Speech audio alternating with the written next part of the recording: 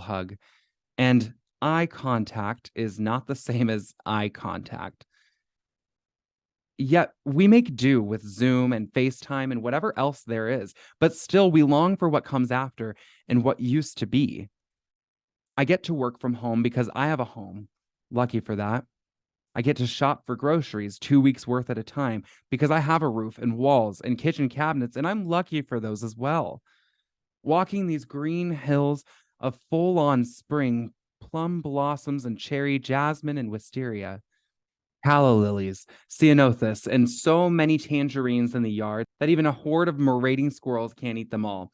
One would hardly suspect the burgeoning death and despair in the city below, the country, the world, and yet I won't forget. I can't forget. Lately, when I go walking, I wear the black baseball cap from a dozen years ago that says Obama above the brim, with that hopey, changey thing still steeped in every thread. And somehow I feel better, as if the hat itself had the power to bring back a time in our own galaxy and our own country where the person in charge liked other people as much as he liked himself, or maybe more, and where that person loved his wife and she loved him right back, and where they weren't afraid to show it, and where that person could sing Al Green and defend the Constitution at the same time. And when I walk, I see the faces, keeping social distance, doing the dance, yet they're still close enough to read the hat. And I think they are feeling what I'm feeling, that maybe there are days ahead, as good or maybe better than those we left behind, at least for those who survived to see them. A Viral Composition by Renata Starbird. It all seems so simple yet wonderfully cunning that we should be haunted by creatures so stunning. Not a precariat, nor is it eukaryotic. Some close to home, others much more exotic. As we go round the globe in our planes, trains, and cars, as we chop down the trees to make room for our yards, as we drill deep into earth and pave roads in the mountains, viral dark matters inch closer by thousands. They are shapers and shakers of mankind's own history, preceding discovery. They were gigantic mystery, killing off whole royal lines with smallpox, the devil, pustules on eyes, skin, and lungs, truly testing our mettle. Intriguing and puzzling, these enigmatic beings, all time they've been with us, know they well a human being. Great lessons and wisdom they've yet to divulge. With science and research, we all may indulge. The cold, oh so common, is beastly to tackle. Over 200 strains leave us to grapple. More ominous yet, our dear friend influenza, with quick RNA changes. She cares not for agenda. We've got light bulbs and iPads and hydraulic presses, but vaccines, they must summit mankind's greatest successes. They've transformed and disposed of so many diseases. Now I need not be scared every time someone sneezes.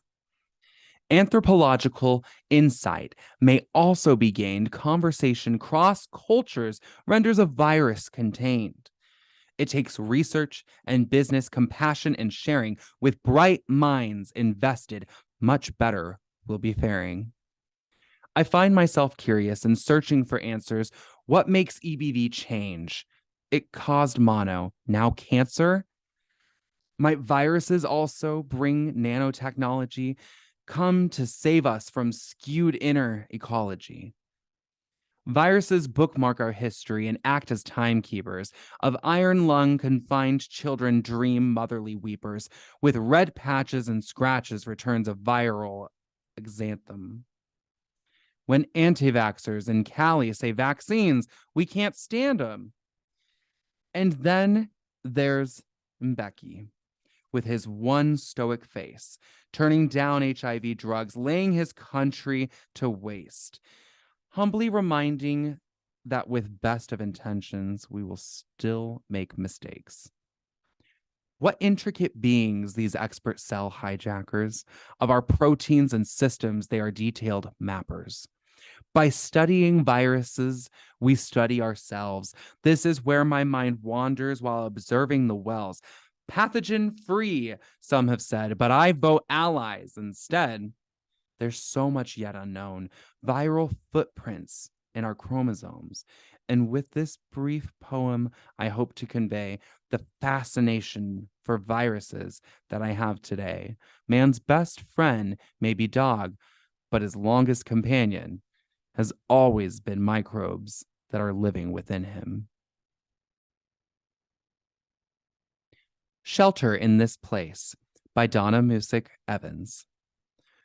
Wildlife ventures further while the streets are empty. The fox and coyote lingered, not just fleeting in the shadows, stopped and watched me through the aquarium window, wondering if what they see is authentic in our homes, but somehow not our normal habitat. The Dam Has Broken by Susan Van de Bittner. The dam of holding back my words, the dam holding back my thoughts, the dam of resistance, the dam that I placed, the dam that was my excuse, the dam to allow focus on daily activities, dam of other projects, the dam of excuses. The dam was broken, and now the words of so many subjects flow freely of its own accord.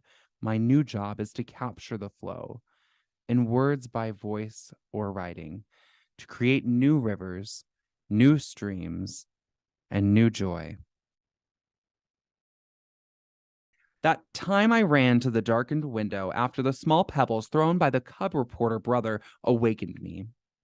He knew I would let him into the house, returning from interviewing Mrs. Anne Morrow Lindbergh. He sought the comfort of home. I was 6 years old, 1932.